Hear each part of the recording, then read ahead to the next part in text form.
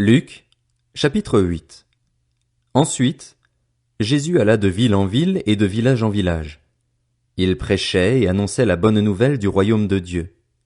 Les 12 l'accompagnaient, avec quelques femmes qui avaient été guéries d'esprits mauvais et de maladies. Marie, dite de Magdala, dont étaient sortis 7 démons, Jeanne, femme de Chuza, l'intendant d'Hérode, Suzanne et beaucoup d'autres, qui le servaient en l'assistant de leurs biens. Une grande foule se rassembla et des gens vinrent vers lui de diverses villes. Alors il dit cette parabole. Un semeur sortit pour semer sa semence. Comme il semait, une partie de la semence tomba le long du chemin. Elle fut piétinée et les oiseaux du ciel la mangèrent. Une autre partie tomba sur un sol pierreux. Quand elle eut poussé, elle sécha, parce qu'elle manquait d'humidité. Une autre partie tomba au milieu des ronces. Les ronces poussèrent avec elle et l'étouffèrent. Une autre partie tomba dans la bonne terre. Quand elle eut poussé, elle produisit du fruit au centuple. Après cela, Jésus dit à haute voix, que celui qui a des oreilles pour entendre, entende. Ses disciples lui demandèrent ce que signifiait cette parabole. Il répondit, Il vous a été donné, à vous, de connaître les mystères du royaume de Dieu. Mais pour les autres, cela est dit en parabole, afin qu'en voyant ils ne voient pas et qu'en entendant ils ne comprennent pas. Voici ce que signifie cette parabole. La semence, c'est la parole de Dieu. Ceux qui sont le long du chemin, ce sont ceux qui entendent. Puis le diable vient et enlève la parole de leur cœur, de peur qu'ils ne croient et soient sauvés. Ceux qui sont sur le sol pierreux, ce sont ceux qui, lorsqu'ils entendent la parole, l'acceptent avec joie. Mais ils n'ont pas de racines. Ils croient pour un temps et abandonnent au moment de l'épreuve. Ce qui est tombé parmi les ronces, ce sont ceux qui ont entendu la parole, mais en cours de route ils la laissent étouffer par les préoccupations, les richesses et les plaisirs de la vie, et ils ne parviennent pas à maturité. Ce qui est tombé dans la bonne terre, ce sont ceux qui ont entendu la parole avec un cœur honnête et bon, la retiennent et portent du fruit avec persévérance. Personne n'allume une lampe pour la couvrir d'un vase ou la mettre sous un lit, mais il la met sur un support, afin que ceux qui entrent voient la lumière. Il n'y a en effet rien de caché qui ne doive être mis en lumière, rien de secret qui ne doive être connu et mis au jour. Faites donc bien attention à la manière dont vous écoutez, car on donnera à celui qui a, mais à celui qui n'a pas on enlèvera même ce qu'il croit avoir. La mère et les frères de Jésus vinrent le trouver, mais ils ne pouvaient pas l'approcher à cause de la foule. On lui dit, Ta mère et tes frères sont dehors et ils désirent te voir. Mais il répondit, Ma mère et mes frères, ce sont ceux qui écoutent la parole de Dieu et qui la mettent en pratique.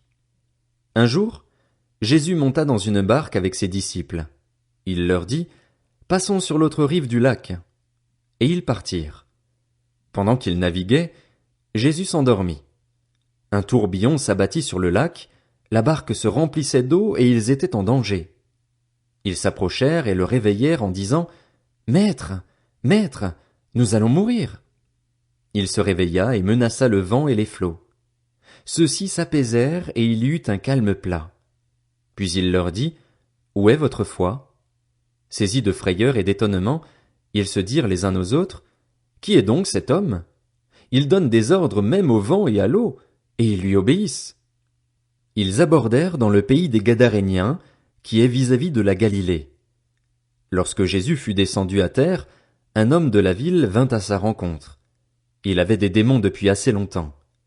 Il ne portait pas de vêtements et n'habitait pas dans une maison, mais dans les tombeaux. Quand il vit Jésus, il poussa un cri, se jeta à ses pieds et dit d'une voix forte, « Que me veux-tu, Jésus, fils du Dieu Très-Haut? Je t'en supplie, ne me tourmente pas. » Jésus ordonnait en effet à l'esprit impur de sortir de cet homme, car il s'était emparé de lui depuis longtemps. On attachait le démoniaque avec des chaînes et on lui mettait les fers aux pieds pour le garder, mais il rompait les liens et il était entraîné par le démon dans les endroits déserts. Jésus lui demanda, « Quel est ton nom? » « Légion, répondit-il, car de nombreux démons étaient entrés en lui. Il suppliait Jésus de ne pas leur ordonner d'aller dans l'abîme. Il y avait là, sur la montagne, un grand troupeau de porcs en train de chercher à manger. Les démons supplièrent Jésus de leur permettre d'entrer dans ces porcs. Il le leur permit. Les démons sortirent de cet homme, entrèrent dans les ports, et le troupeau se précipita du haut de la falaise dans le lac et se noya. Quand les gardiens du troupeau virent ce qui était arrivé, ils s'enfuirent et rapportèrent la nouvelle dans la ville et dans les campagnes. Les gens allèrent voir ce qui était arrivé. Ils vinrent vers Jésus et trouvèrent assis à ses pieds l'homme dont les démons étaient sortis. Il était habillé et dans son bon sens. Ils furent saisis de frayeur. Ceux qui avaient été témoins de la scène leur racontèrent comment le démoniaque avait été guéri. Alors tous les habitants du pays des Gadaréniens demandèrent à Jésus de s'en aller de chez eux, car ils étaient saisis d'une grande crainte. Jésus monta dans la barque pour repartir. L'homme dont les démons étaient sortis le priait de le laisser rester avec lui, mais Jésus le renvoya en disant « Retourne dans ta maison et raconte tout ce que Dieu a fait pour toi. » Il s'en alla et proclama dans toute la ville tout ce que Jésus avait fait pour lui. À son retour, Jésus fut accueilli par la foule, car tous l'attendaient. Voici qu'arriva un homme du nom de Jaïrus, il était chef de la synagogue. Il se jeta à ses pieds et le supplia d'entrer dans sa maison, parce qu'il avait une fille unique d'environ 12 ans qui était mourante.